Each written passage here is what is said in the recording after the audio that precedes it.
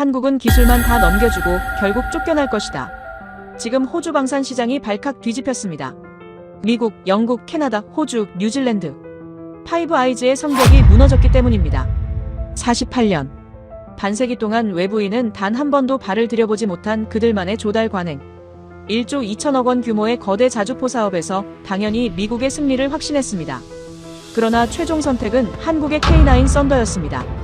호주가 기술을 노릴 때 한국은 그 욕망을 미끼로 더 큰 판을 설계해 두었습니다. 동맹의 의리보다 무서운 한국의 치밀한 설계. 캔버라를 뒤흔든 그 진짜 이야기를 지금 시작합니다. 어디서 듣고 계신가요? 구독과 좋아요 잊지 마세요. 캔버라발 보도 자료가 떴습니다. 호주 국방부 자주포 도입 사업 최종 후보 발표. 미국 M109A7과 한국 K9 썬더. 저는 런던 사무실 책상 앞에서 화면을 응시하며 손가락을 멈췄어요. 1조 2천억 원 규모, 40문 도입, 30년 운용 계약. 이건 단순한 무기 구매가 아니었습니다. 서방 질서의 판이 흔들리는 순간이었죠. 키보드 위에 올린 손가락이 떨렸습니다. 15년 경력에 이런 긴장은 처음이었어요. 저는 에단 로웰입니다.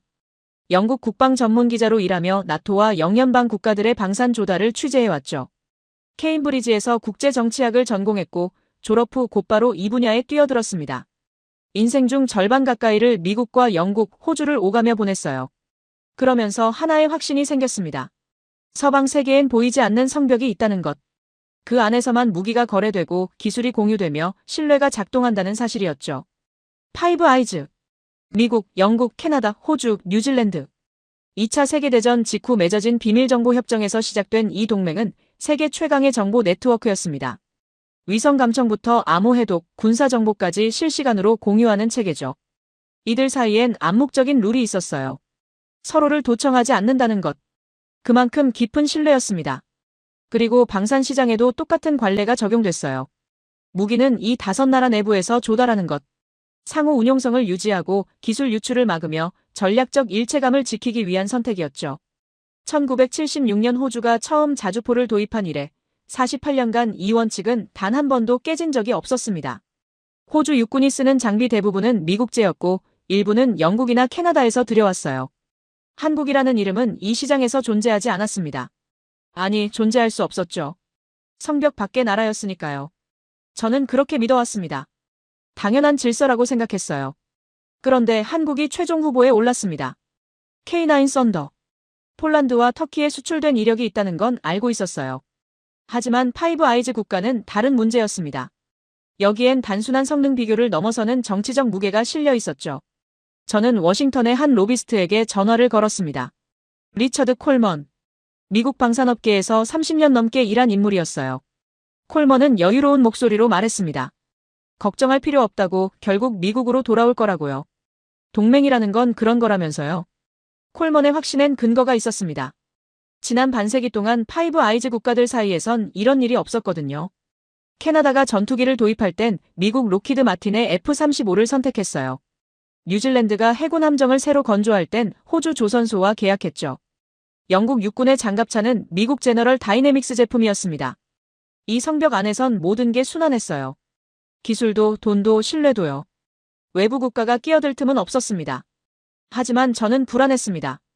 호주 국방부 자료를 뒤지면서 이상한 점을 발견했거든요.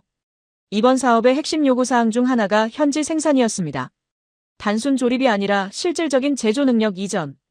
60% 이상의 부품을 호주 내에서 생산할 수 있어야 한다는 조건이었죠. 미국 방산업체들은 이런 요구에 익숙하지 않았어요. 완성품을 팔거나 기껏해야 조립 라인을 제공하는 게 전부였습니다. 하지만 한국은 달랐어요. 폴란드 계약에서 이미 현지 생산 방식을 적용했고 기술 이전에도 적극적이었습니다. 제 머릿속에서 경고음이 울렸습니다. 이건 단순한 장비 도입이 아니었어요. 호주는 뭔가 더 큰 걸 노리고 있었습니다. 자동차 산업이 무너진 뒤 빈 공장들이 즐비한 멜버른과 애들레이드. 1,500개 이상의 일자리가 사라진 제조업 공백. 호주 정부는 이번 계약을 산업재건의 발판으로 삼으려는 게 분명했죠. 그렇다면 미국의 전통적인 방식으론 이길 수 없었습니다. 저는 펜을 들고 메모를 시작했습니다. 호주 빅토리아주 질롱 지역의 실업률. 제조업 종사자 수 변화 추이. 정부의 산업재건 정책. 숫자들이 하나씩 모이면서 그림이 보이기 시작했어요. 호주는 무기를 사려는 게 아니었습니다. 공장을 다시 돌리고 싶었던 거죠. 일자리를 만들고 기술자를 양성하고 제조 생태계를 복원하려는 계획이었어요. 그렇다면 한국의 제안은 호주 입장에선 매력적일 수밖에 없었습니다. K9 썬더는 이미 전 세계 10개국 이상에 수출됐고 현지 생산 실적도 있었어요. 폴란드에선 크라브, 폴란드 하우비카라는 이름으로 자체 생산까지 했습니다. 기술 이전에 인색한 미국과 달리 한국은 파트너십을 제안했죠. 저는 노트북 화면을 응시하며 생각했습니다. 이건 성능 경쟁이 아니라 철학 대결이구나. 콜먼에게 다시 전화를 걸었습니다. 현지 생산 요구에 대해 미국 측은 어떻게 대응하고 있냐고 물었어요. 콜먼은 잠시 침묵하더니 말했습니다. 최종 조립은 호주에서 할 수 있다고 하지만 핵심 부품은 미국에서 공급할 거라고요. 그게 효율적이라면서요. 저는 전화를 끊고 한숨을 쉬었습니다. 콜먼은 여전히 이해하지 못하고 있었어요. 호주가 원하는 건 효율이 아니라 자립이라는 걸요. 저는 기사 제목을 타이핑했습니다. 이 계약은 자주포가 아니라 성벽의 방향을 정하는 선택입니다. 그리고 본문 첫 문장을 썼어요. 이건 장비 구매가 아니라 서방 질서의 시험대라고요. 48년간 지켜온 동맹 우선 조달 원칙이 처음으로 도전받는 순간이라고 적었습니다. 손가락이 키보드 위에서 멈췄어요. 과연 호주가 이 성벽을 무너뜨릴까요? 창밖으론 런던의 회색 하늘이 펼쳐져 있었습니다. 비가 내리기 시작했어요. 빗방울이 유리창을 타고 흘러내렸습니다. 저는 화면 속 두 개의 이름을 번갈아 봤어요. M109A7, K9 썬더. 하나는 48년 동맹의 무게를 짊어진 선택이었고 다른 하나는 새로운 가능성을 상징하는 도전이었습니다. 머릿속으론 이미 결론이 나 있었습니다. 미국이 이길 거라고요.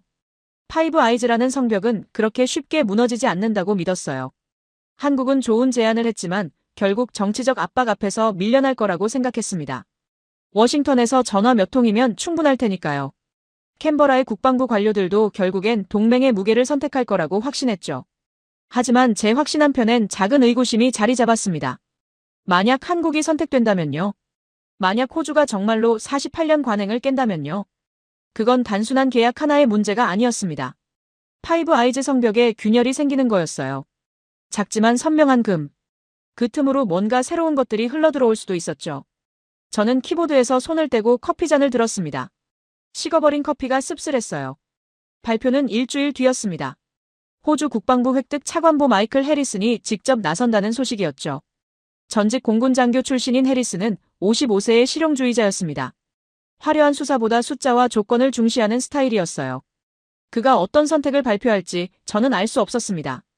다만 한 가지는 확실했습니다. 이 선택이 무엇이든 앞으로 30년 동안 서방 방산 시장의 판도에 영향을 미칠 거라는 사실이요. 성벽이 유지되든 무너지든 이 순간은 역사에 기록될 분수령이었습니다. 저는 노트북 화면을 저장하고 창밖을 바라봤어요. 비는 계속 내리고 있었습니다. 일주일 뒤면 모든 게 밝혀질 거예요. 누가 감히 이 성벽을 뚫을 수 있을까요? 일주일이 지났습니다. 캔버라 국방부 청사 브리핑룸. 저는 런던 사무실에서 생중계 화면을 켜고 의자를 당겼어요. 오전 10시 정각. 마이클 해리슨이 단상에 올랐습니다. 회색 정장 차림의 해리슨은 평소처럼 담담한 표정이었어요. 손에 든 서류 한 장. 그게 전부였습니다. 카메라 플래시가 터졌고 기자석이 조용해졌죠. 해리슨은 마이클을 향해 몸을 기울였습니다. 첫 문장이 나왔어요. 호주 육군 자주포 도입 사업 선정 결과를 발표한다고요. 저는 숨을 참았습니다. 화면 속 해리슨의 입술이 움직였어요. 선정 기종. K9 썬더. 그 순간 제 손가락이 키보드 위에서 얼어붙었습니다. 브리핑룸이 순간 정지된 것처럼 보였어요. 기자들은 서로를 쳐다봤습니다. 호주 방송 기자는 메모를 멈췄고 미국 국방 전문지 특파원은 노트북 화면을 멍하니 바라봤어요. 로이터 통신 기자가 헤드셋을 벗어 책상에 내려놓는 모습이 보였습니다. 48년 만에 처음 벌어지는 일이었죠. 파이브 아이즈 국가가 동맹국이 아닌 제3국 무기를 선택한 겁니다. 저는 화면을 응시했습니다. 해리슨은 계속 말을 이어갔어요. 성능, 가격, 현지 생산 능력, 기술 이전 의지를 종합평가했다고요. K9 썬더가 모든 면에서 우수했다는 설명이었습니다. 그의 목소리엔 떨림이 없었어요. 미안함도 주저함도 보이지 않았습니다. 단지 합리적인 선택을 했다는 확신만 가득했죠. 제 머릿속이 복잡해졌습니다. 일주일 전 콜먼과 나눈 대화가 떠올랐어요. 동맹이라는 건 그런 거라던 그의 여유로운 목소리. 결국 미국으로 돌아올 거라던 확신. 하지만 호주는 달랐습니다. 동맹의 무게보다 조건을 선택했어요. 명분보다 실리를 택한 거죠. 해리슨이 질의응답 시간을 열었습니다. 미국 기자가 손을 들었어요. 동맹국과의 관계는 고려하지 않았냐는 질문이었습니다. 해리슨은 잠시 침묵했어요. 그리고 천천히 입을 열었습니다. 우리는 명분이 아니라 조건을 선택했다고요. 호주 육군에게 필요한 건 정치적 수사가 아니라 실전 능력이라면서요. K9 썬더가 그 요구를 가장 잘 충족시켰다는 답변이었습니다. 저는 키보드를 두드리기 시작했습니다. 기사 초안을 수정해야 했어요. 일주일 전 작성했던 제목을 지웠습니다. 새로운 제목을 썼죠. 48년 동맹 우선 조달, 첫 붕괴. 손가락이 빠르게 움직였습니다. 1976년 이래 처음으로 파이브 아이즈 성벽에 균열이 생겼다고 적었어요. 한국이라는 외부 국가가 이 견고한 성벽을 뚫은 거라고요. 브리핑이 끝났습니다. 화면 속 기자들이 우르르 나가는 모습이 보였어요. 저는 의자에 기댄 채 천장을 올려다봤습니다. 15년간 당연하다고 믿었던 질서가 무너진 순간이었어요. 파이브 아이즈라는 성벽은 절대적이지 않았습니다. 조건만 맞으면 얼마든지 뚫을 수 있는 벽이었죠. 전화벨이 울렸습니다. 워싱턴에서 걸려온 전화였어요. 리처드 콜먼이었습니다. 콜먼의 목소리는 일주일 전과 달랐어요. 여유가 사라지고 날카로움만 남아있었습니다. 어떻게 이런 일이 가능하냐고 물었어요. 저는 대답했습니다. 호주가 원한 건 무기가 아니라 공장이었다고요. 미국은 장비를 팔려 했고 한국은 파트너십을 제안했다고요.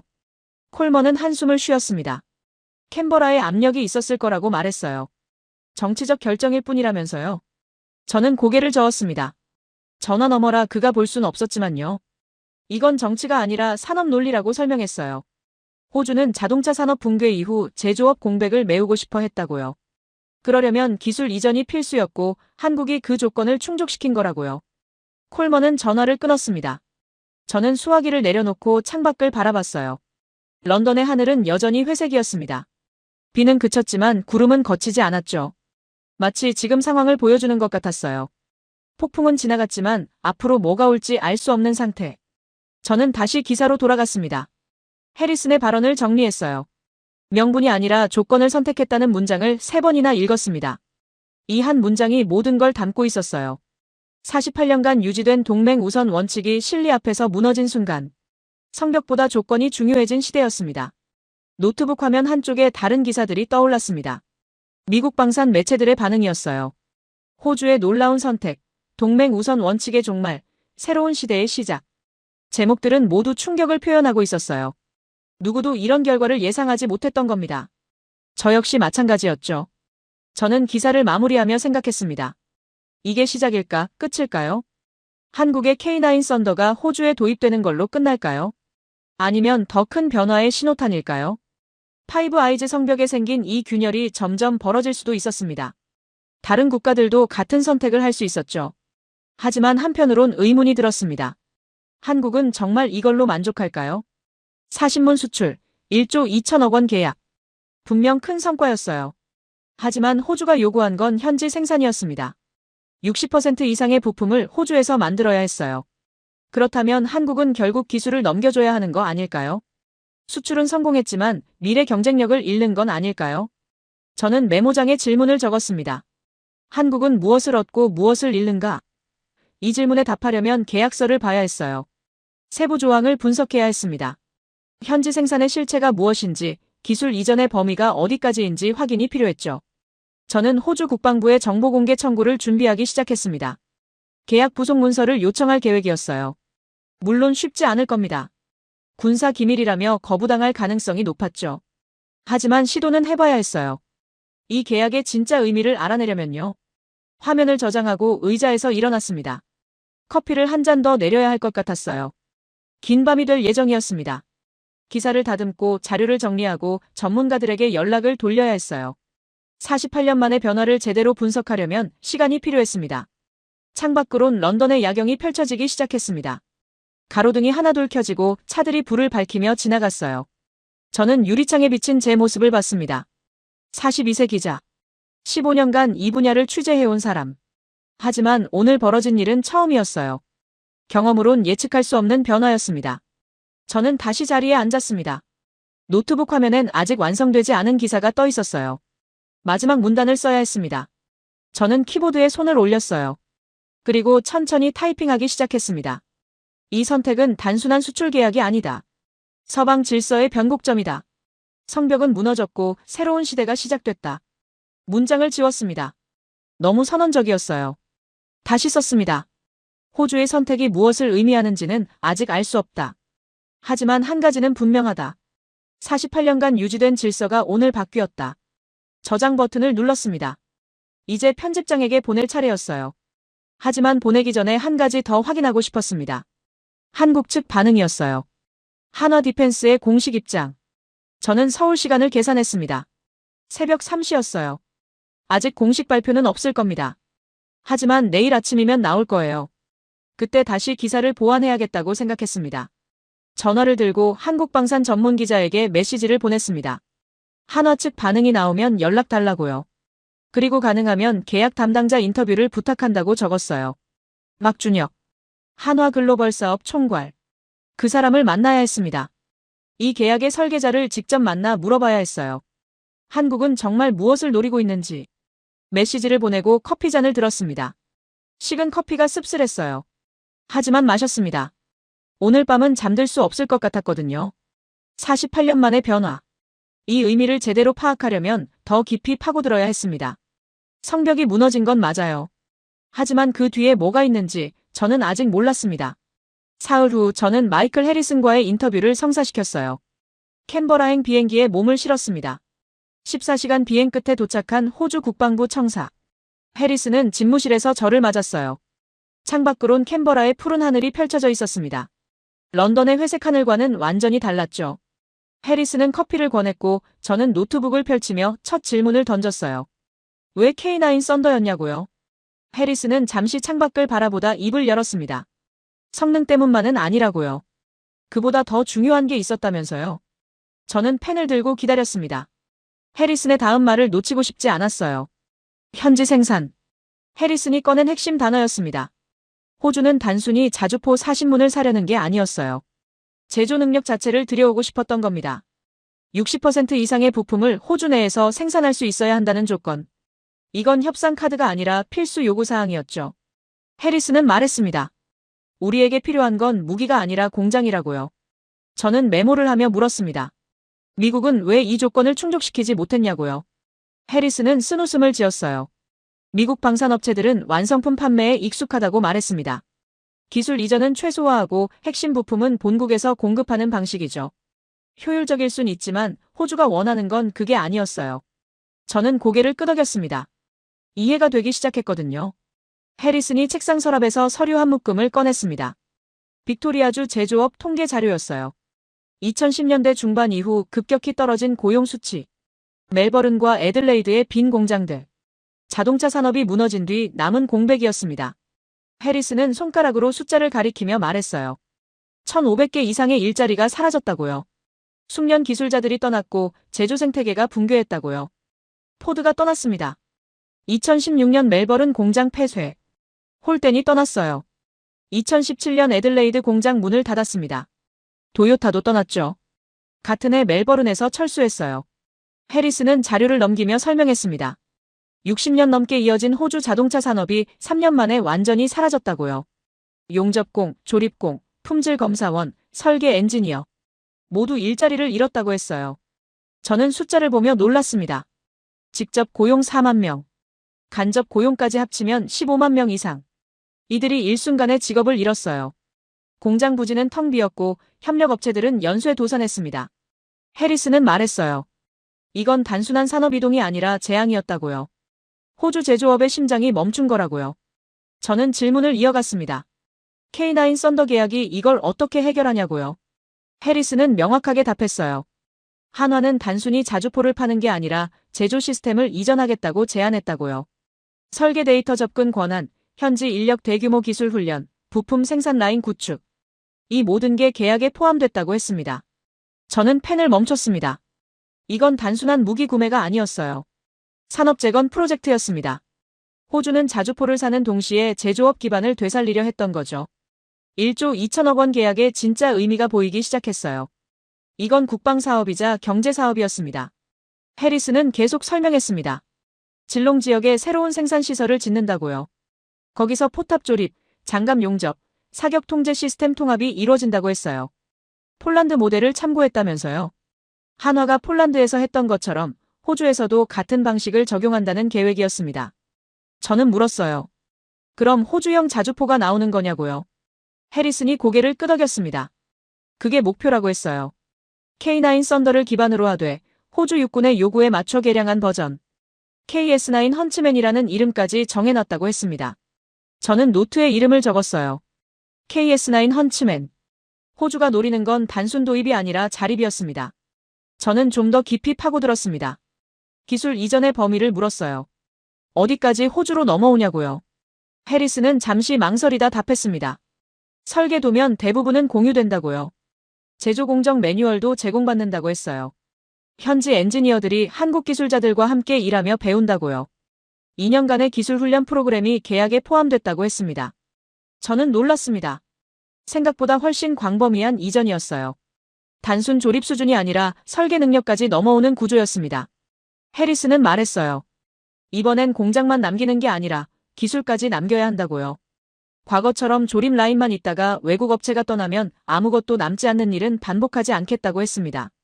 해리슨의 목소리에 힘이 들어갔습니다. 자동차 산업이 떠날 때 호주는 무력했다고 했어요. 본사 결정에 따라 공장이 닫혔고 기술은 모두 가져갔죠. 남은 건 빈 건물과 실업자뿐이었습니다. 이번엔 달라야 한다고 해리슨은 강조했어요. 기술을 호주 땅에 뿌리내리게 해야 한다고요. 저는 메모를 하며 생각했습니다. 호주의 속내가 명확했어요. 이건 안보 사업에 탈을 쓴 산업정책이었습니다. 자주포는 수단이고 진짜 목표는 제조업 재건이었죠. 1,500개 일자리를 되찾고 공장을 다시 돌리고 기술자를 양성하는 것. 해리슨의 사명이었습니다. 저는 마지막 질문을 던졌습니다. 한국은 왜 이런 조건을 받아들였냐고요. 미국은 거부했는데 한국은 왜 수락했냐고요. 해리슨은 잠시 생각하다 답했어요. 한국 방식이 다르다고요. 미국은 판매자 입장이지만 한국은 파트너 입장이라고 했습니다. 그게 호주에게 더 매력적이었다고요. 인터뷰를 마치고 나왔습니다. 캔버라의 햇살이 따가웠어요. 저는 호텔로 돌아가는 택시 안에서 생각에 잠겼습니다. 호주의 속내를 봤어요. 산업 재건, 일자리 창출, 제조 능력 확보. 이 모든 게 진짜 목표였습니다. 자주포는 명분이었고 본질은 공장이었어요. 택시가 호텔 앞에 섰습니다. 저는 내려서 로비로 걸어 들어갔어요. 체크인을 하고 방으로 올라갔습니다. 노트북을 열고 오늘 인터뷰 내용을 정리하기 시작했어요. 호주의 요구는 명확했습니다. 60% 현지 생산, 설계 데이터 접근, 대규모 기술 훈련, KS9 헌츠맨이라는 호주형 자주포 개발. 저는 타이핑을 하며 문득 의문이 들었습니다. 한국은 정말 이 모든 걸 순순히 넘겨줄까요? 기술을 이전하면 경쟁자를 키우는 거 아닐까요? 호주가 자체 생산 능력을 갖추면 한국은 무엇을 얻는 걸까요? 1조 2천억 원의 계약금만 받고 끝일까요? 저는 고개를 저었습니다. 뭔가 빠진 게 있는 것 같았어요. 호주의 속내는 명확합니다. 하지만 한국의 속내는 아직 모르겠어요. 왜 이렇게까지 기술을 넘겨주는 걸까요? 단순히 수출 실적을 위해서일까요? 아니면 더 큰 계산이 있는 걸까요? 저는 침대에 앉아 창밖을 바라봤습니다.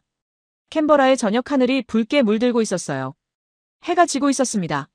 저는 노트북을 다시 열고 기사 초안을 작성하기 시작했어요. 제목은 이렇게 정했습니다. 호주, 자주포 아닌 공장을 샀다. 본문 첫 문장을 썼습니다. 호주 국방부 획득 차관보 마이클 해리슨의 진짜 목표는 K9 썬더가 아니었다. 질롱의 빈 공장을 다시 돌리는 것, 1,500개 일자리를 되찾는 것, 그것이 이번 계약의 본질이다. 저장 버튼을 눌렀어요. 호주의 속내는 이제 명확했습니다.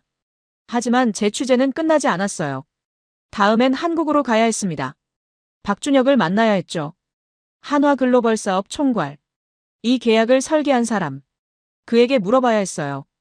한국은 무엇을 노리고 있는지, 기술을 넘겨주고 무엇을 얻는지. 저는 항공권 예약 사이트를 열었습니다. 서울행 티켓을 검색하기 시작했어요. 서울행 비행기는 다음 날 아침이었습니다. 저는 캔버라 호텔방에서 밤새 자료를 정리했어요. 해리슨 인터뷰 내용, 호주 제조업 통계, 계약 개요석. 노트북 화면 앞에 앉아 기사 초안을 다듬었습니다. 손가락이 키보드 위를 빠르게 움직였어요. 그러다 문득 멈췄습니다. 한 가지 생각이 머릿속을 파고들었거든요. 한국은 결국 당할 것이다. 저는 그렇게 확신했습니다. 60% 현지 생산, 설계 데이터 공유, 2년간 기술 훈련. 이 모든 조건을 받아들인 순간 한국은 이미 진 거예요. 수출은 성공했지만 미래를 팔아넘긴 겁니다. 저는 새로운 문서를 열고 분석 기사를 쓰기 시작했어요. 첫 문장을 타이핑했습니다. 한국은 수출을 택했고 결국 기술을 넘길 수밖에 없다. 제 손가락이 멈추지 않았어요. 논리가 명확했거든요. 호주는 거대한 시장이었습니다. 1조 2천억 원 계약, 40문의 자주포, 30년 운용 계획. 이런 조건 앞에서 한국이 거절할 수 있었을까요?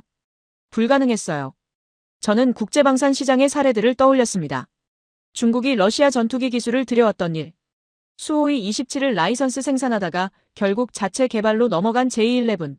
러시아는 기술을 팔았고 중국은 그걸 토대로 독자 모델을 만들었어요. 이제 중국은 더 이상 러시아 전투기를 사지 않습니다. 한국도 똑같은 길을 걷는 거였어요. 저는 메모장에 적었습니다. 기술 이전의 함정. 단기적으론 수출 실적이지만 장기적으론 경쟁자 양성입니다. 호주는 지금 한국에게 배우지만 10년 뒤엔 독자 개발할 거예요. KS9 헌츠맨의 다음 버전은 한국 없이 만들어질 수도 있었습니다. 그때가 되면 한국은 시장을 잃는 거죠. 저는 계속 타이핑했습니다. 호주의 전략이 교묘했다고 적었어요. 정치적 명분을 줬습니다. 파이브 아이즈 최초 선택이라는 영광. 미국을 제치고 이긴 성과. 한국 정부와 방산업체들이 거부하기 어려운 제안이었죠. 그 뒤에 숨은 진짜 의도는 기술 확보였는데요. 커피를 한 모금 마셨습니다. 식어버린 커피가 쓴맛을 남겼어요. 저는 화면을 응시하며 생각했습니다. 한국 담당자들은 이걸 몰랐을까요? 박준혁 같은 사람들도 이 함정을 모르고 계약했을까요? 아니면 알면서도 단기 실적에 눈이 멀었을까요? 저는 후자에 무게를 뒀습니다. 기사에 한 문단을 더 추가했습니다. 방산 수출은 정부 실적과 직결된다. 1조 원대 계약은 정치적 업적이다. 한국 정부는 장기 전략보다 단기 성과를 선택했고 한화는 매출 확대를 우선했다. 그 대가는 10년 뒤 지불하게 될 것이다. 저장 버튼을 눌렀어요. 저는 의자에 기대 천장을 올려다봤습니다. 역사가 반복되는 것 같았어요. 기술 선진국이 개도국의 기술을 팔고 결국 시장을 잃는 패턴. 일본이 한국에 제철 기술을 넘겨줬던 일. 독일이 중국의 고속철 기술을 이전했던 일. 모두 같은 결과였습니다. 수출은 성공했지만 경쟁자를 키웠어요. 이제 한국이 같은 실수를 하고 있었습니다. K9 썬더는 분명 우수한 무기예요. 성능도 좋고 가격도 합리적이죠. 하지만 그 기술을 호주에 넘기는 순간 우위는 사라집니다. 호주는 배우고 개량하고 결국 독립할 거예요. 한국은 선생님 역할만 하다가 시장을 잃는 겁니다. 저는 노트북을 닫고 창밖을 바라봤습니다. 캔버라의 밤이 깊어가고 있었어요. 거리엔 차들이 드문드문 지나갔습니다. 저는 확신했어요. 공장을 지으면 기술도 따라간다고요. 이건 피할 수 없는 수순이었습니다. 호주는 처음엔 한국 기술자들에게 의존하겠지만 시간이 지나면 달라져요. 새벽 2시였습니다. 저는 다시 노트북을 열었어요. 결론 부분을 작성해야 했습니다. 손가락이 키보드 위에 올려졌어요. 한국의 선택은 불가피했다. 거대한 시장, 정치적 명분, 정부의 압박. 이 모든 조건 앞에서 거절은 불가능했다. 하지만 그 선택의 대가는 명확하다. 기술 유출과 시장 상실. 호주는 10년 안에 독자 모델을 개발할 것이고 한국은 그때 깨닫게 될 것이다. 저는 문장을 읽고 또 읽었습니다. 논리가 탄탄했어요. 근거도 충분했습니다. 역사적 사례들이 뒷받침했죠. 저는 이 분석에 자신이 있었어요. 15년간 이 분야를 취재하며 쌓은 통찰이었습니다. 한국은 당할 수밖에 없었어요. 파일을 저장하고 편집장에게 이메일을 보냈습니다. 제목은 이렇게 달았어요. K9 수출에 숨겨진 대가, 기술 이전 함정 분석. 첨부 파일을 누르고 전송 버튼을 눌렀습니다. 이메일이 발송됐어요. 저는 안도의 한숨을 쉬었습니다. 제 역할은 끝났다고 생각했어요. 침대에 누웠습니다. 피곤했지만 잠이 오지 않았어요. 머릿속으로 계속 생각이 이어졌습니다. 한국 담당자들은 내일 이 기사를 보면 뭐라고 할까요? 반박할까요? 인정할까요? 아마 침묵할 거예요. 이미 계약은 끝났고 돌이킬 수 없으니까요. 저는 눈을 감았습니다. 어둠 속에서 숫자들이 떠올랐어요. 1조 2천억 원. 40문. 60% 현지 생산. 2년 기술 훈련. 이 숫자들이 의미하는 건 명확했습니다. 한국의 단기 이익과 장기 손실. 호주의 현재 투자와 미래 수익. 저는 확신했어요. 이 계약의 진짜 승자는 호주라고요. 몇 시간 뒤 알람이 울렸습니다. 아침 6시. 서울행 비행기 시간이었어요. 저는 일어나 짐을 챙겼습니다. 샤워를 하고 호텔을 나섰어요. 공항으로 가는 택시 안에서 휴대폰을 확인했습니다. 편집장에게서 답장이 와 있었어요. 기사 잘 받았다고 내일 일면에 실린다고요. 저는 휴대폰을 주머니에 넣었습니다. 창밖으론 캔버라 시내가 지나가고 있었어요. 출근 시간이라 차들이 많았습니다. 저는 생각했어요. 서울에 가면 박준혁을 만나야 한다고요. 하지만 뭘 물어볼까요? 이미 제 결론은 나왔는데요. 공항에 도착했습니다. 체크인을 하고 게이트로 향했어요. 탑승을 기다리며 커피를 샀습니다. 뜨거운 커피를 한 모금 마셨어요. 이번엔 쓰지 않았습니다. 적당히 달았죠. 저는 자리에 앉아 노트북을 다시 열었습니다. 어젯밤 작성한 기사를 한 번 더 읽었어요. 문장들이 매끄러웠습니다. 논리가 탄탄했어요. 저는 만족했습니다. 이게 제대로 된 분석이라고 생각했죠. 한국은 당할 것이다. 공장을 지으면 기술도 따라간다. 이건 피할 수 없는 현실이었어요. 저는 그렇게 믿었습니다. 탑승 안내방송이 나왔습니다. 저는 노트북을 닫고 가방에 넣었어요. 게이트로 걸어가며 생각했습니다. 서울에선 뭘 취재해야 할까요? 박준혁 인터뷰가 성사될까요? 만약 만난다면 그는 제 분석을 어떻게 받아들일까요? 비행기에 올랐습니다. 좌석에 앉아 안전벨트를 맸어요. 창밖으론 활주로가 보였습니다. 비행기가 움직이기 시작했어요. 속도가 붙고 이륙했습니다. 캔버라가 점점 작아지더니 사라졌죠. 저는 눈을 감았습니다. 2시간 비행 동안 좀 쉬어야 했어요. 하지만 머릿속은 조용하지 않았습니다. 계속 생각이 이어졌어요. 한국은 정말 순진하게 기술을 넘긴 걸까요? 아니면 뭔가 다른 계산이 있을까요? 저는 고개를 저었습니다. 아니에요. 제 분석이 맞았습니다. 역사가 증명하잖아요. 기술을 파는 쪽은 결국 시장을 잃어요. 비행기가 순항고도에 올랐습니다. 승무원이 음료를 가져왔어요. 저는 물을 받아 마셨습니다. 목이 말랐거든요. 물을 다 마시고 컵을 돌려줬어요. 그리고 다시 눈을 감았습니다. 이번엔 정말 자려고 했어요. 하지만 잠들기 직전 한 가지 생각이 스쳤습니다. 혹시 제가 뭔가 놓친 게 있을까요? 호주의 속내는 명확히 봤어요. 하지만 한국의 속내는 아직 안 봤죠. 만약 한국에게 다른 전략이 있다면요? 만약 제 분석이 틀렸다면요? 저는 그 생각을 떨쳐냈습니다. 아니에요. 제가 맞아요. 저는 그렇게 스스로를 납득시키고 잠에 빠져들었습니다. 오후 3시에 서울 인천공항에 도착했습니다. 저는 입국 심사를 마치고 짐을 찾은 뒤 택시를 타고 서울 시내로 향했어요. 호텔 체크인 후 노트북을 펼치고 박준혁 인터뷰 요청 이메일을 작성했어요. 한화글로벌 사업 총괄이자 이 계약의 설계자를 꼭 만나야 했습니다. 이메일을 보낸 뒤 호주 국방부가 공개한 계약 개요서를 다운로드해서 분석하기 시작했어요. 공개 정보라 세부 내용은 없었지만 부속 문서 목록만큼은 확인할 수 있었죠. 화면을 스크롤하며 항목들을 살펴보는데 기술 이전 범위, 현지 생산 일정, 품질 보증 조건, 유지 보수 계약 같은 일반적인 항목들 사이에서 한 가지 이상한 제목을 발견했습니다. 부록 3-7 소프트웨어 라이선스 및 업데이트 권한. 저는 즉시 호주 국방부 정보공개 담당자에게 이메일을 보냈어요. 부록 3-7 문서를 요청하면서 군사기밀이 아닌 이상 공개해달라고 적었습니다.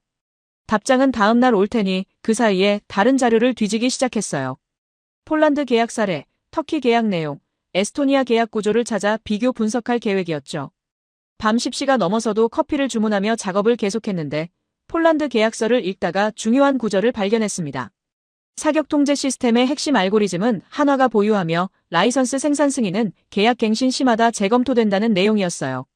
형광펜으로 그 부분을 표시하고 터키 계약도 확인했는데 거기서도 비슷한 패턴이 보였습니다. 엔진 제어 소프트웨어는 암호화되어 제공되며 업그레이드는 한화 승인 하에만 가능하다는 조항이었죠. 저는 메모장의 핵심 기술은 블랙박스라고 적으면서 제조 기술은 이전하지만 작동 원리는 숨긴다는 의미로 해석했습니다. 의자에 기대 천장을 올려다보며 생각에 잠겼어요. 뭔가 놓친 게 있었습니다. 어제 작성한 한국은 기술을 넘길 수밖에 없다는 결론이 정말 맞는 걸까요? 폴란드와 터키 사례를 보면 한국은 핵심을 단단히 지키고 있었는데 호주 계약도 같은 구조일까요? 다음 날 아침 이메일을 확인하니 호주 국방부에서 답장이 와 있었어요. 부록 3-7은 기술 기밀 조항이 포함되어 비공개지만 요약본은 제공할 수 있다는 내용과 함께 PDF 3페이지가 첨부되어 있었습니다. 저는 숨을 죽이고 읽기 시작했어요. 첫 페이지의 사격 통제 소프트웨어 라이선스 항목에는 KS9 헌츠맨에 탑재되는 사격 통제 시스템이 K9 썬더 기반이면 핵심 알고리즘은 암호화 모듈로 보호되고 소스 코드는 이전되지 않는다고 명시되어 있었습니다. 형광펜을 들고 암호화 모듈 부분을 표시했어요. 이게 핵심이었죠. 두 번째 페이지의 엔진 제어 시스템 업데이트 권한 조항은 더 놀라웠습니다. KS9의 엔진 제어 알고리즘은 원격 업데이트 방식을 채택하며 업데이트는 한화 서버를 통해서만 가능하고 호주 측은 독자적 수정이 불가능하다는 내용이었어요. 펜을 멈추고 다시 읽었습니다. 원격 업데이트라는 건 결국 통제권을 의미하는 거였죠. 세 번째 페이지는 업그레이드 승인권에 관한 내용이었는데 KS9의 모든 성능 개량 및 무장 업그레이드는 한화의 기술 승인을 필요로 하며 호주가 독자적으로 개조할 경우 품질 보증 및 기술 지원이 중단된다고 적혀 있었습니다. 화면을 응시하며 이해했어요. 승인권, 한국이 열쇠를 쥐고 있었던 겁니다. 노트북에서 손을 떼고 창밖을 바라봤는데 서울 시내의 고층 빌딩들 사이로 차들이 오가는 모습이 보였습니다. 제 머릿속이 복잡해지기 시작했어요. 어제까지만 해도 한국은 기술을 넘기고 당한다고 확신했는데 이 문서는 완전히 다른 이야기를 하고 있었습니다. 다시 문서로 돌아가서 부록 3-8의 부품 공급 계약 항목을 확인했습니다. 특수 강제는 한국에서만 공급되며 포신 제작용 고강도 합금은 한화 독점 공급, 정밀 유압 부품은 한국 협력사 전용 납품이라고 명시되어 있었어요. 메모장의 핵심 부품은 한국이 통제라고 적었습니다. 부록 3-9의 기술 훈련 프로그램 항목도 흥미로웠는데 호주 엔지니어는 제조 공정을 훈련받지만 설계 변경 권한은 포함되지 않으며 시스템 통합 기술은 이전되나 개별 모듈 설계 원리는 공개되지 않는다고 적혀 있었습니다. 형광펜으로 표시하며 중얼거렸어요. 제조는 배우지만 설계는 못 배운다. 의자에서 일어나 방안을 걸어다니며 생각을 정리했습니다. 호주는 공장을 얻었고 자주포를 만드는 능력도 얻었지만 핵심은 완전히 잠겨 있었어요. 사격 통제 알고리즘, 엔진 제어 소프트웨어, 업그레이드 승인권, 특수 부품 공급, 이 모든 게 한국 손에 남아 있었던 겁니다. 다시 자리에 앉아 어제 작성한 기사를 열었어요. 한국은 수출을 택했고 결국 기술을 넘길 수밖에 없다는 문장을 읽고 또 읽었는데 완전히 틀린 분석이었습니다. 한국은 기술을 넘기지 않았어요.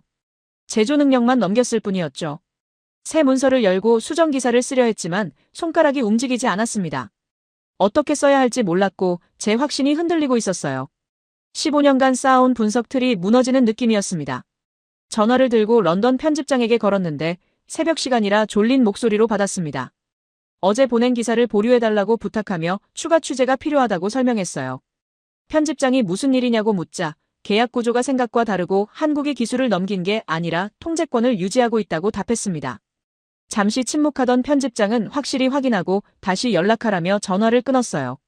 노트북 화면에는 부록 문서들이 열려 있었는데 암호화 모듈, 원격 업데이트, 승인권, 독점 공급 같은 단어들이 눈에 들어왔습니다. 이건 완전한 기술 이전이 아니라 부분적 기술 이전이었어요. 하지만 왜 한국은 이렇게 설계했을까요? 단순히 기술 보호 때문일까요? 아니면 더 큰 의도가 있는 걸까요? 이메일을 다시 확인했더니 한화 측에서 답장이 와 있었는데 박준혁 총괄은 해외 출장 중이라 다음 주에 귀국한다며 인터뷰는 그때 가능하다고 했습니다. 한숨을 쉬며 일주일을 더 기다려야 한다는 사실을 받아들였어요. 그동안 할 수 있는 일을 찾아서 방산연구소 분석가, 전직 방사청 관계자, 대학 교수 같은 다른 전문가들을 만나기로 하고 연락처 목록을 열어 이메일을 보내기 시작했습니다.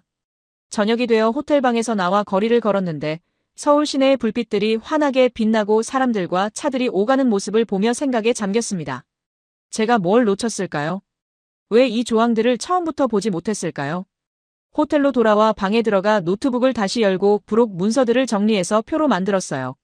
왼쪽엔 이전되는 것들로 제조 공정, 조립 기술, 품질 관리를 적었고 오른쪽엔 이전되지 않는 것들로 핵심 알고리즘, 설계 권한, 업그레이드, 승인권, 특수 부품을 정리했습니다. 표를 완성하고 바라보니 균형이 보였는데 한국은 주고 안 준 게 명확히 구분돼 있었어요. 이건 우연이 아니라 치밀한 설계였습니다. 그렇다면 왜일까요? 왜 이렇게까지 계산했을까요? 메모장에 왜 핵심은 잠겨 있는가라는 질문을 적으며 이 질문에 답하려면 더 깊이 파고들어야 한다고 생각했어요. 단순히 기술 보호 차원이 아닐 수 있었고 더 큰 전략이 숨어 있을 수도 있었죠. 침대에 누워 눈을 감았지만 머릿속은 복잡했습니다. 어제까지 확신했던 것들이 흔들리고 있었어요. 한국은 당한다는 제 분석이 틀렸다면 진실은 뭘까요? 한국은 정말 무엇을 노리고 있는 걸까요? 잠들기 전 마지막 생각이 스쳤는데 이건 생각보다 훨씬 복잡한 게임이고 저는 겉만 봤을 뿐 속은 아직 보지 못했다는 깨달음이었습니다. 박준혁을 만나야 해요. 일주일 뒤면 진실을 알 수 있을 거라고 생각하며 잠에 빠져들었습니다. 일주일이 흘렀습니다. 그 사이 저는 서울에서 3명의 전문가를 만났는데 방산연구소 수석 연구원은 계약 구조를 보더니 고개를 끄덕이며 한국이 플랫폼 전략을 쓰고 있다고 말했어요. 전직 방사청 국장은 이게 단순 수출이 아니라 생태계 구축이라고 설명했고 서울대 국제정치학 교수는 이 계약이 파이브 아이즈 내부로 들어가는 트로이 목마 같다는 흥미로운 비유를 들었습니다. 그 말을 듣는 순간 뭔가 번쩍이는 게 있었어요. 드디어 박준혁과의 인터뷰 날이 왔습니다. 한화본사가 있는 서울 여의도로 향했는데 고층 빌딩 회의실에서 박준혁을 만났어요. 48세, 공학박사 출신답게 절제된 말투와 날카로운 눈빛을 가진 사람이었습니다. 악수를 나누고 자리에 앉자마자 저는 노트북을 펼치며 단도직입적으로 물었어요. 호주 계약의 핵심 조항들, 특히 암호화 모듈과 업그레이드 승인권에 대해 설명해달라고요. 박준혁은 잠시 침묵하더니 천천히 입을 열었습니다. 호주 공장은 단순 내수용이 아니라고 하면서 이 공장이 겨냥한 진짜 대상은 따로 있다고 말했어요. 저는 펜을 들고 기다렸는데 박준혁은 창밖을 바라보며 말을 이었습니다. 뉴질랜드 육군이 현재 낡은 자주포 교체를 검토 중이고 캐나다 육군도 3년 내 자주포 도입 사업을 시작할 예정이며 영국 육군 역시 차기 자주포 사업에서 기존 모델의 후속을 논의하고 있다는 거예요. 저는 메모를 멈추고 박준혁을 바라봤습니다. 그게 호주 공장과 무슨 관계냐고 묻자 박준혁은 미소를 지으며 핵심을 짚어줬어요. 만약 뉴질랜드나 캐나다가 자주포를 도입한다면 파이브 아이즈 국가인 호주에서 생산된 KS9 헌츠맨을 선택하는 게 정치적으로 훨씬 부담이 적다는 겁니다. 한국에서 직접 수입하는 것보다 호주산 자주포를 사는 게 의회 설득도 쉽고 여론 반발도 적으며 동맹 내 조달이라는 명분도 유지할 수 있다는 설명이었죠. 제 머릿속에서 퍼즐 조각들이 맞춰지기 시작했습니다. 호주 공장은 단순히 호주군 사신문을 만드는 게 아니라 파이브 아이즈 전체를 겨냥한 생산 거점이었던 거예요. 호주 생산이라는 타이틀을 달면 뉴질랜드, 캐나다, 심지어 영국까지 정치적 장벽 없이 판매할 수 있었습니다. 박준혁은 이어서 말했는데 실제로 뉴질랜드 국방부에서 이미 비공식 접촉이 왔고 캐나다 방산청도 관심을 표명했다고 했어요. 저는 노트북에 재빨리 타이핑하며 물었습니다. 그렇다면 이건 정면 돌파가 아니라 우회 진입 전략이냐고요. 박준혁은 고개를 끄덕이며 한국이 직접 파이브 아이즈 시장에 들어가려면 48년 관행과 싸워야 하지만 호주를 통하면 그 성벽 안으로 자연스럽게 들어갈 수 있다고 설명했습니다. 호주 공장에서 만든 KS9은 겉으로는 호주 제품이지만 핵심 기술 플랫폼은 여전히 K9 썬더 기반이고 모든 업그레이드와 개량 권한은 한국이 보유한다는 거였어요. 저는 잠시 생각에 잠겼다가 질문을 던졌습니다. 그럼 결국 이 나라들은 한국 기술 생태계 안에 들어오는 거냐고요. 박준혁은 정확히 그렇다고 답하며 이게 바로 플랫폼 전략의 핵심이라고 강조했어요. 애플이 아이폰을 파는 게 아니라 iOS 생태계를 파는 것처럼 한국은 자주포를 파는 게 아니라 K9 플랫폼 생태계를 파는 거라면서요. 한번 들어오면 시스템 전체가 연동되기 때문에 쉽게 벗어날 수 없다는 설명이었습니다. 저는 이전에 발견했던 이상한 조항들이 이제야 이해됐어요. 암호화 모듈, 원격 업데이트, 업그레이드 승인권, 특수 부품 독점 공급, 이 모든 게 생태계에 묶어두기 위한 장치였던 겁니다. 박준혁에게 물었어요. 그럼 호주는 자립을 원했지만 실제로는 한국 플랫폼에 종속되는 거 아니냐고요. 박준혁은 잠시 말을 멈추고 커피를 한 모금 마신 뒤 신중하게 답했습니다. 종속이라는 표현은 적절하지 않고 상호 의존 관계라고 봐야 한다면서 호주는 제조 능력과 일자리를 얻었고 한국은 시장 접근권을 얻었으며 양쪽 모두 이익을 본다는 설명이었어요. 다만 핵심 설계 방향과 업그레이드 권한은 한국 서울에 남아있다는 건 명확히 했습니다. 저는 메모를 정리하며 다음 질문을 준비했습니다.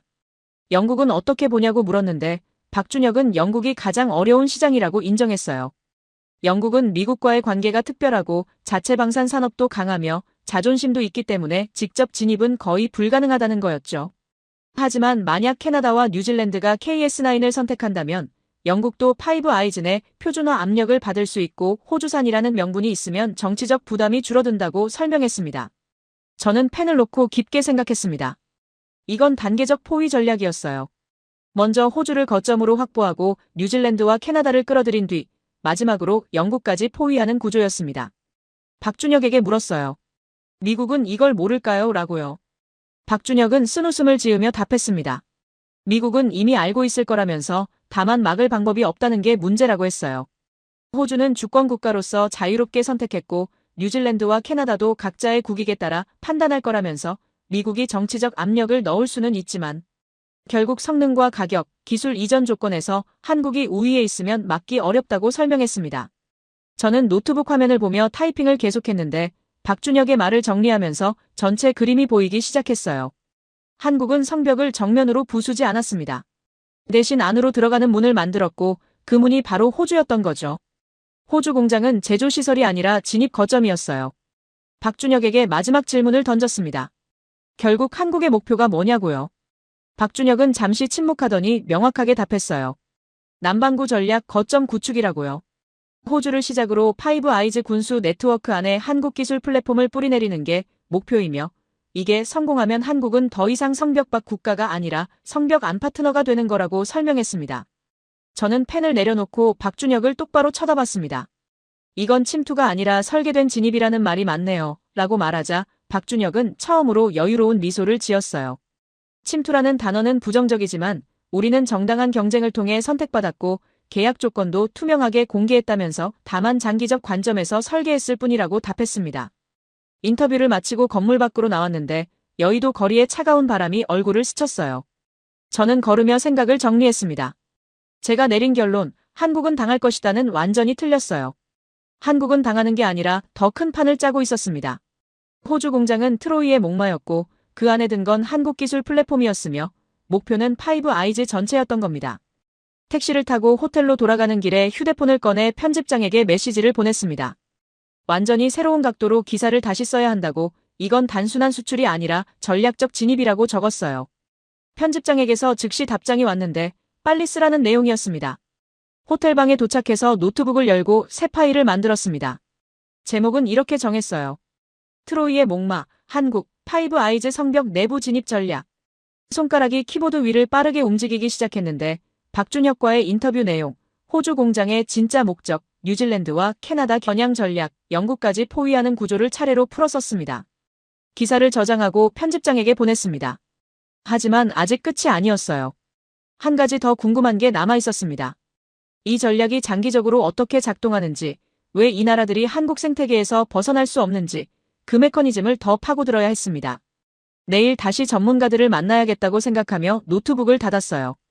다음 날 아침 저는 서울 강남의 한방산 연구소를 찾았습니다. 전날 박준혁과의 인터뷰로 현재 전략은 이해했지만 장기적으로 이 구조가 어떻게 작동하는지 더 알고 싶었어요.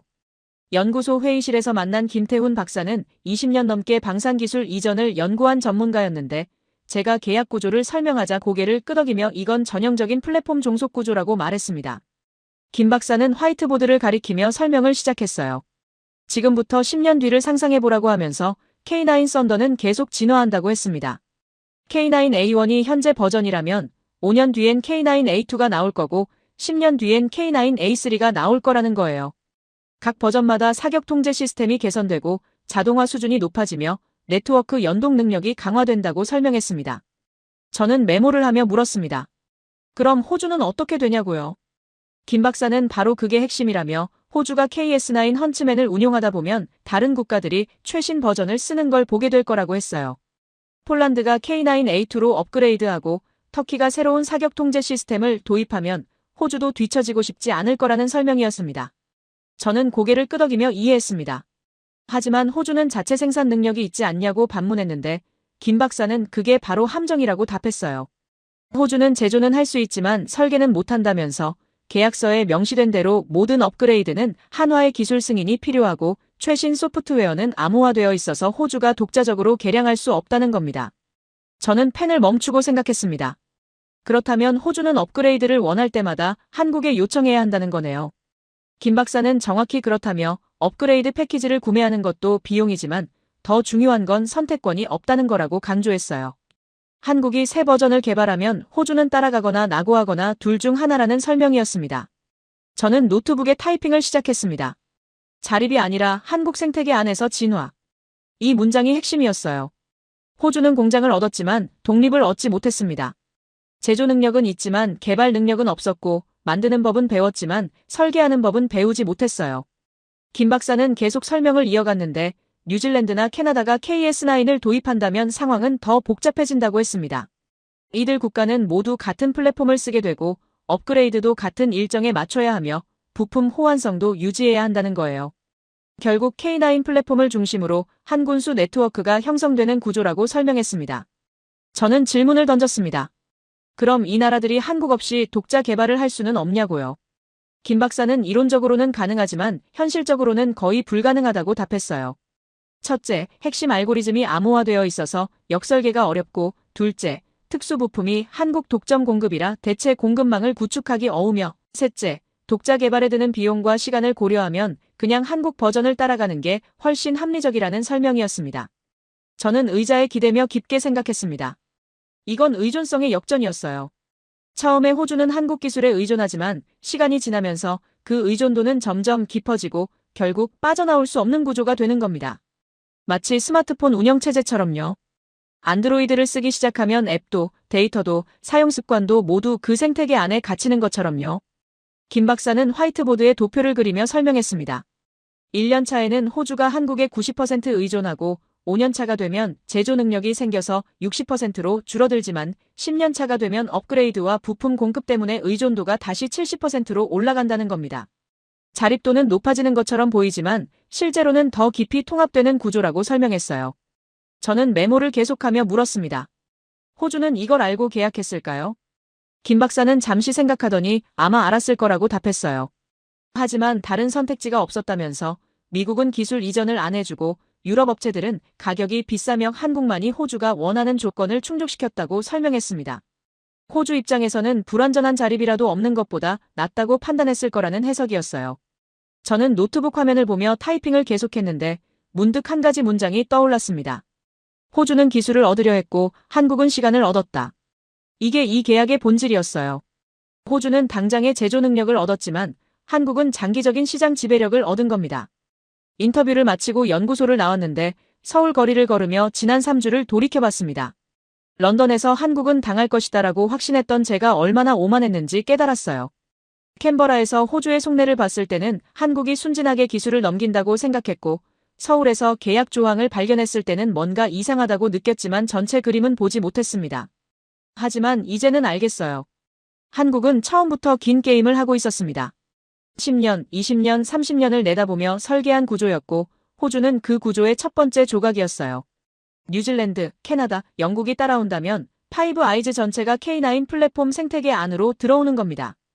호텔로 돌아와 노트북을 열고 기사를 수정하기 시작했습니다. 어제 작성한 트로이의 목마 기사에 이어지는 후속 기사였는데 제목은 의존성의 역전, 자립의 환상과 생태계의 함정으로 정했어요. 손가락이 키보드 위를 빠르게 움직였습니다. 첫 문단을 썼습니다.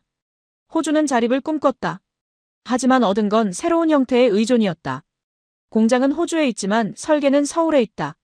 자주포를 만들 순 있지만 진화 방향은 정할 수 없다. 이것이 21세기 기술 종속의 새로운 모습이다. 저는 계속 타이핑했습니다. 김태훈 박사와의 인터뷰 내용, 10년 뒤 시나리오, 업그레이드 의존성, 플랫폼 생태계 구조를 차례로 풀어 썼어요. 손가락이 멈추지 않았는데 마지막 문단을 쓸 때가 되자 잠시 망설여졌습니다.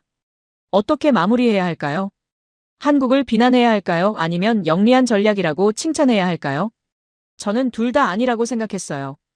이건 비난도 칭찬도 아니라 현실이었습니다. 21세기 방산 시장의 새로운 규칙이었고 한국은 그 규칙을 먼저 이해한 거였어요. 저는 마지막 문단을 이렇게 썼습니다.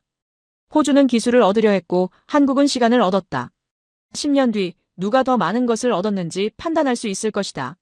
하지만 한 가지는 분명하다. 이 계약은 단순한 무기거래가 아니라 30년을 내다본 생태계 설계였다. 저장 버튼을 누르고 편집장에게 파일을 보냈습니다. 시계를 보니 밤 10시였어요. 창밖을 바라보니 서울의 야경이 펼쳐져 있었는데 불빛들이 반짝이는 모습을 보며 생각했습니다. 내일이면 런던으로 돌아가야 해요. 하지만 이 이야기는 아직 끝나지 않았습니다. 마지막으로 해야 할 일이 하나 남았어요. 제가 3주 전 런던에서 작성했던 기사, 한국 기술 이전 승부수라는 제목의 그 오만한 기사를 수정해야 했습니다. 파일을 열고 제목을 바꿨어요. 한국 남반구 전략 거점 설계 성공. 이게 진실에 가까운 제목이었습니다. 침대에 누워 눈을 감았습니다. 피곤했지만 머릿속은 맑았어요. 3주간의 취재를 통해 저는 많은 것을 배웠습니다. 겸손을 배웠고 인내를 배웠으며 무엇보다 표면 아래를 보는 법을 배웠어요. 호주는 공장을 얻었고 한국은 성벽 안에 자리를 얻었습니다. 그리고 저는 진실을 얻었죠. 런던행 비행기는 다음 날 오후였습니다. 아침에 일어나 호텔방에서 짐을 정리하는데 노트북 화면에 열려있는 파일들이 눈에 들어왔어요. 3주 전 캔버라에서 작성한 기사, 서울에서 수정한 기사, 어제 완성한 최종 기사. 3개의 파일이 나란히 놓여 있었는데 제목들을 비교하며 쓴웃음이 나왔습니다. 첫 번째 파일을 열었습니다. 한국 기술 이전 승부수 거대 시장 앞에 무릎 꿇다. 3주 전 제가 확신에 차서 작성한 제목이었어요. 본문을 읽어내려가는데 한국은 수출을 택했고 결국 기술을 넘길 수밖에 없다는 문장이 눈에 띄었습니다. 저는 키보드에 손을 올리고 천천히 제목을 지웠어요. 그리고 새로운 제목을 입력했습니다. 한국 남반구 전략 거점 설계 성공. 같은 계약을 보고도 정반대의 결론을 내렸던 저 자신이 부끄러웠습니다. 15년 경력의 방산 전문 기자라는 자부심이 오만으로 변했었고 경험이 쌓일수록 선입견도 함께 굳어졌던 거예요. 저는 역사적 사례들만 보고 판단했습니다. 중국이 러시아 기술을 흡수한 일, 일본이 한국의 제철 기술을 넘긴 일. 그 패턴이 반복될 거라고 믿었죠. 하지만 한국은 다른 게임을 하고 있었습니다. 기술을 넘기는 게 아니라 생태계를 만들고 있었고 고객을 얻는 게 아니라 파트너를 묶어두고 있었어요. 저는 본문도 수정하기 시작했습니다.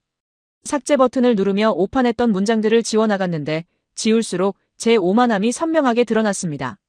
공장을 지으면 기술도 따라간다는 문장을 지웠습니다. 그 자리에 공장은 호주에, 통제는 서울에라고 적었어요. 한국은 단기 실적에 눈이 멀었다는 문장도 삭제했습니다. 대신 한국은 30년을 내다봤다고 썼습니다. 하나씩 수정하면서 깨달았어요. 제가 틀린 건 정보가 부족해서가 아니라 관점이 좁았기 때문이었다는 걸요. 파일을 저장하고 편집장에게 이메일을 썼습니다.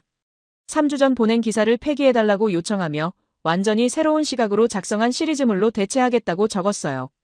3부작으로 구성할 계획이라고 설명했습니다. 1부 트로이의 목마, 파이브 아이즈 내부 진입 전략, 2부 의존성의 역전 생태계의 함정, 3부 성벽 안의 자리, 48년 질서의 재편. 이메일을 보내고 나서 창밖을 바라봤는데 서울의 아침 풍경이 펼쳐져 있었습니다. 출근하는 사람들, 달리는 차들, 움직이는 도시. 저는 생각했어요. 이 도시 어딘가에 박준혁 같은 사람들이 있고 그들은 지금도 다음 10년, 20년을 설계하고 있을 거라고요. 노트북을 닫고 짐을 챙겼습니다. 공항으로 가는 택시 안에서 휴대폰을 꺼내 마지막으로 메모를 정리했어요. 이번 취재에서 배운 교훈들을 적었는데 첫 번째는 겸손이었습니다.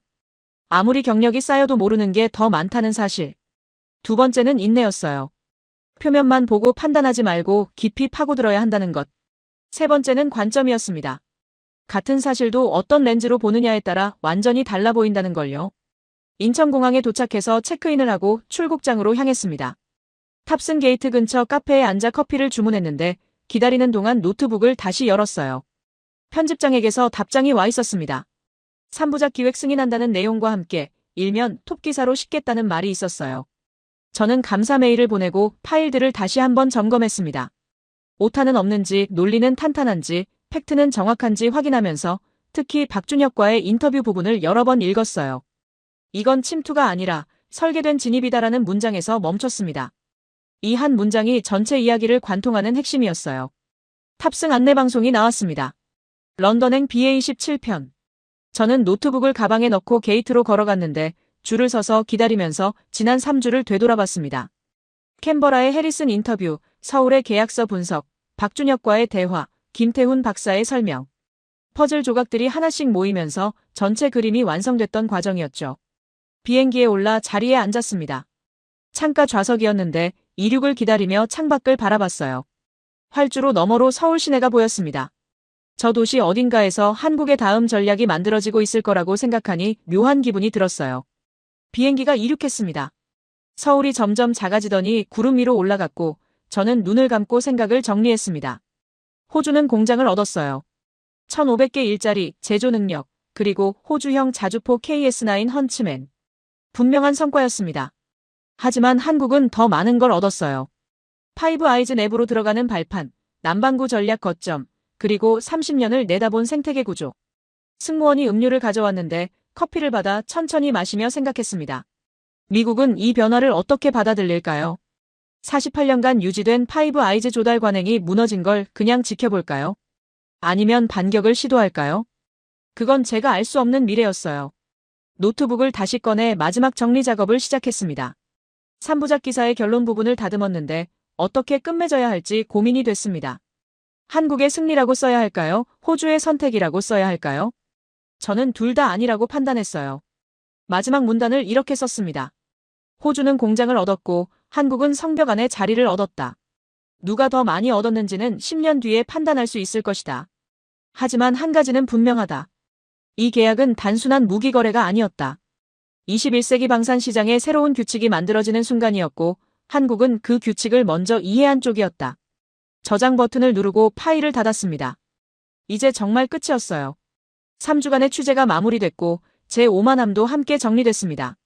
저는 창밖을 바라보며 생각했어요. 기자로서 가장 중요한 건 팩트를 모으는 능력이 아니라 겸손하게 배우는 자세라는 걸요. 몇 시간 뒤 런던에 도착했습니다. 입국 심사를 마치고 집으로 가는 지하철에 앉아 휴대폰을 확인했는데 편집장에게서 메시지가 와 있었어요. 기사 잘 받았다는 내용과 함께 내일부터 3일 연속 일면에 싣는다는 계획이 적혀 있었습니다. 저는 미소를 지으며 답장을 보냈습니다. 감사하다고 이번 취재를 통해 많이 배웠다고 적었어요. 메시지를 보내고 창밖을 바라봤는데 런던의 회색 하늘이 반갑게 느껴졌습니다. 3주 만에 돌아온 고향이었죠. 집에 도착해서 문을 열고 들어갔습니다. 익숙한 공간, 익숙한 냄새. 하지만 저는 3주 전과 다른 사람이 되어 있었어요. 더 겸손해졌고 더 신중해졌으며 무엇보다 제 한계를 인정하게 됐습니다. 소파에 앉아 노트북을 열고 마지막으로 3개의 파일을 나란히 놓고 봤습니다.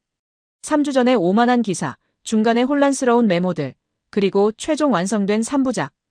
이 변화가 바로 진실을 향해 가는 과정이었어요. 제목을 다시 한번 읽었습니다. 한국, 남반구 전략 거점 설계 성공. 이게 진실에 가장 가까운 표현이었습니다. 한국은 당하지 않았어요. 오히려 더 큰 판을 짜고 있었고 호주는 그 판의 첫 번째 조각이었으며 파이브 아이즈 전체가 다음 타겟이었습니다. 저는 파일들을 모두 닫고 소파에 기댔습니다. 피곤했지만 마음은 가벼웠어요. 3주간의 여정이 끝났고 진실을 찾았으며 제 오만함도 인정했습니다. 이제 이 이야기를 세상에 내놓을 차례였어요. 창밖을 보니 비가 내리기 시작했습니다. 런던의 전형적인 날씨였죠. 저는 눈을 감고 생각했어요. 호주는 공장을 얻었고 한국은 성벽 안에 자리를 얻었습니다. 그리고 저는 진실과 겸손을 얻었어요. 이게 이 계약이 남긴 진짜 의미였습니다.